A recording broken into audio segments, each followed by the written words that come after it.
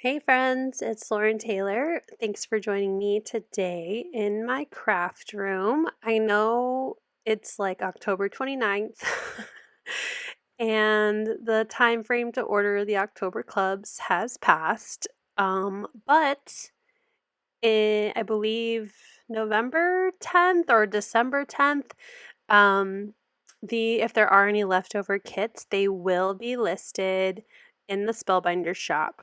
So you could still get some of these in a little bit. But hopefully, you've ordered your clubs, you've got them, you've played with them, you've checked out all the other amazing crafty friends that I have with their brilliant ideas on how to use the clubs.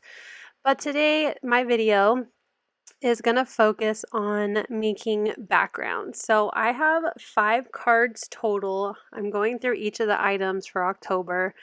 As you can see, I have all of them except for the Caboodle extra add-on, which is okay. But I did get all of the kits or clubs this month. So I'm going to walk through how I made 5 backgrounds, focusing on the embossing folders, the stencil, and the BetterPress plate of the month. So I'm going to start with the 3D embossing folder. I'm trimming down a piece of alabaster cardstock to A2 in size, and I want to do the technique where you apply ink to your embossing folder. I haven't done this in a very, very, very long time. So this is actually my second time because the first one turned out terrible. So I'm adding ink. This is Lumberjack Plaid and Distress Oxide, and I am applying it to the part where it's indented, not that it's sticking out to emboss the back side of the paper. This is the front side or the top side. So I applied the ink, and the first time I did it, you could see all my swirls from like moving the ink pad around. So I just brought in a dome foam blender to try to tap out some of those ink areas on the embossing folder. I sprayed my paper down, but looking back, I wish I would have let it dry just a little bit because the oxide did activate and spread quite a bit into the leaves and poinsettia and candy cane, but it looks fine. I like it. So I wanted to add some green ink to my leaves in the design and the candy canes. So I decided to use a glitter brush marker from scrapbook.com, and I just watered it down and used a paintbrush because it's a very dark green, as you can see. It was too dark on my first one. I didn't like it, so I thought let's water it down this time. So I'm just using a paintbrush and adding the color again to the leaves and to my candy cane. It's a green and white candy cane since my background is red. And I just went through and painted all of the embossed images. It's okay. Like I said, this probably is my least favorite of all the backgrounds. I think it looks good, but I also just don't have a lot of experience with this technique. So give me your tips and tricks in the comments so I can do this better in the future. For the yellow flowers of my poinsettias, I'm just using a yellow brush glitter marker, also from scrapbook.com, to add in just some yellow details. And that finishes my background. I'm going to go ahead and set it aside to finish drying and move on to background number 2. So for 2 and 3, we're going to be using the stencil of the month, and I'm going to do stenciling on Dune cardstock from Spellbinders. It's a little bit more on the brown craft side. So I'm just going to center my cardstock on the back of the first stencil. I'm using some mint tape to keep it in place. I was a bit too lazy to get out my stenciling supplies from Waffle Flower, so we're just going with the mint tape for this one. And I'm using Salvage Patina with the design that has more openings. And then I'm going to use Kitsch Flamingo on the one that has less openings. What I like about this is that together it completely fills in the cardstock, but they're both really great on their own. So if you want more of a pattern or less of a pattern, you can, change up how you use the stencils. So here's how that design looks. I really like it. Just definitely gives like a knit sweater feel or like wool socks kind of vibe. So that is background number 2. For number 3, I'm going to do Distress Oxides again. This time I'm going to do the 3 ornament stencils. And for the first layer of just the ornaments spheres themselves, I'm using tumbled glass. I did layer twice because I wanted there to be a nice good blue coating on that craft cardstock. For the second layer, which has the rest of the ornaments as well as the not hooks, but the like little rings for the ornaments that would go on a hook. I'm doing those in Prize Ribbon Distress Oxide. I really like the two-tone of blue.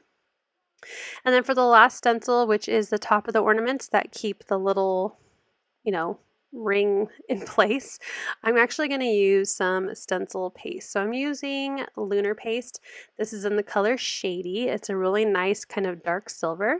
And I'm going to apply that onto my stencil with my palette knife and then use my wide scraper to just scrape everything down, try to get everything nice and even through those openings through the stencil. Once I'm happy with how much stencil paste I have, I'll go ahead and clean off my tools and then do my final stencil reveal. I love the dark shine that this gives with the blue. Blue and silver is one of my favorite combinations for the holidays. Now we're getting into my favorites, which is the BetterPress. I love BetterPress plates. I think they're my favorite because you can not only press with them, you can also foil them. But first I'm going to do the BetterPress. So I am going to do the plaid background. It does come with a registration sheet, you could see. And I've trimmed down a piece of pebble cotton cardstock to A2 in size. You can purchase them already trimmed down to A2, but I do buy them in 8.5 by 11. And I'm going to follow the registration marks to create my plaid background. You definitely do not have to do this. I love that the BetterPress has a grid on there, so you can use that to help evenly space out your plates. But I'm going to follow the design. I like following the design the first time I use it, just as it's intended, and then I like to change it up for future projects. So for the first one, I have the 2 plates that are vertical. I had to do the like horizontal vertical in my head. And for the 2 thinner lines, I'm using Mulberry BetterPress ink. And I add my ink by kind of like rubbing it in a circular motion onto the plate. I find that it gives better results if I really kind of blend it onto the plate. I'll also pat it on to make sure I have lots of ink, and then again circular motion to kind of make sure it's very even and there's no weird swirly lines or weird stamping lines, if that makes sense.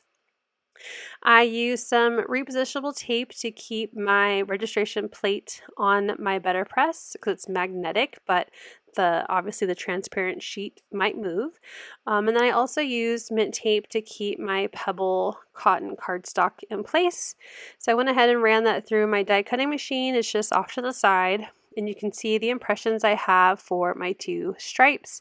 Now the registration shows the thicker stripe twice, so I just scooched it over, applied more ink, and then make sure I put the paper on the correct way and ran that through my die cutting machine again. I was having trouble making sure that they went past the edges of my A2 cardstock, but I finally got the hang of it. Next, I'm going to do the horizontal plates. It's pretty much the same process. So I'm just moving my tape out of the way so that way nothing will get blocked when I press the design into the cardstock. So for the horizontal thicker stripe, I'm using apricot. I just really liked, for some reason, the purple, pink, and kind of orangey color vibes. So I'm doing the thicker one on its own first, and then I'll scooch that thicker line down and then add the smaller lines to finish off my plaid design, again with mulberry. The pink is garnet, I think, and apricot. I will have everything listed below, but let me check the name of that real quick. Yes, it's garnet, mulberry, and apricot, and that really just finishes off that background. It's, quick and easy with the BetterPress. I love it. For my last background, we're going to use the Glimmer hot foil, and I'm also going to do my sentiments at the same time since, my Glimmer hot machine is warming up. I'm trimming a piece of white cardstock down to A2 in size, and as you can see, it will fit perfectly with the String of Lights Glimmer hot foil plate. I'm also going to Glimmer hot foil the Merry Christmas sentiment from the Glimmer kit, and I'm also going to foil the sentiments from the BetterPress kit. And I love these sentiments that come with the BetterPress kits. Most of them are like one plate and one die. It's so nice. We get lots of sentiments like out of one run through the either letterpress or Glimmer, and then one run through the die cutting machine.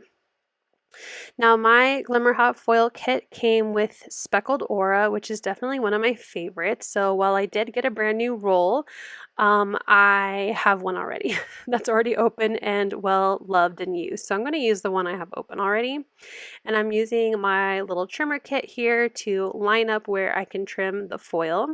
So it works out to get the two sentiments on this weird shape that I have from a previous time using the Speckled Aura. And then I'll trim another piece that will fit behind my kind of messy string of lights, which is how every string of lights is, right? One big jumbled mess.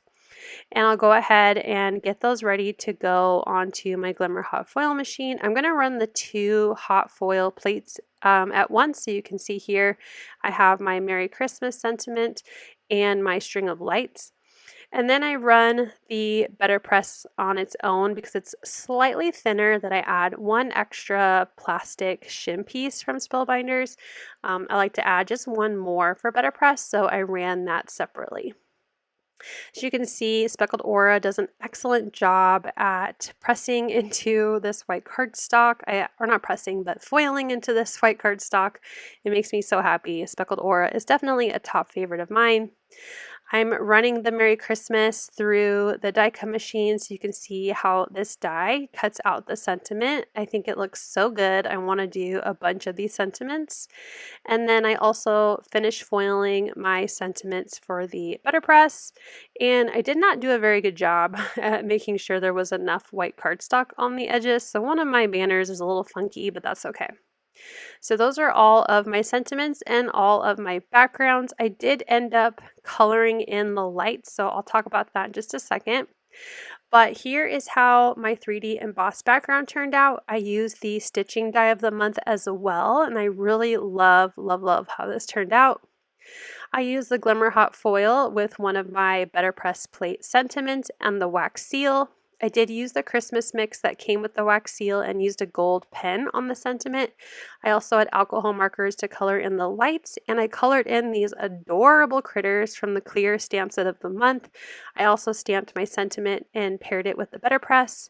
My first stenciled background, I used the die of the month and that beautiful Merry Christmas foiled sentiment. And then I have my last stenciled background with a BetterPress sentiment and the large die of the month. I just had to make pink bunny slippers, and I think it turned out so cute. Here's one more look at all 5 cards from the October Spellbinders Club kits. Let me know below which one is your favorite and which of the kits that you have played with so far this month. I hope you enjoyed my take on these backgrounds, and I will see you much earlier next month for the November Spellbinders kits. Thank you so much for watching. I hope you'll click like, and if you're new here, I hope you'll subscribe and come back. As always, you can find everything I use down below in the description box. Thank you and have a wonderful day. Bye!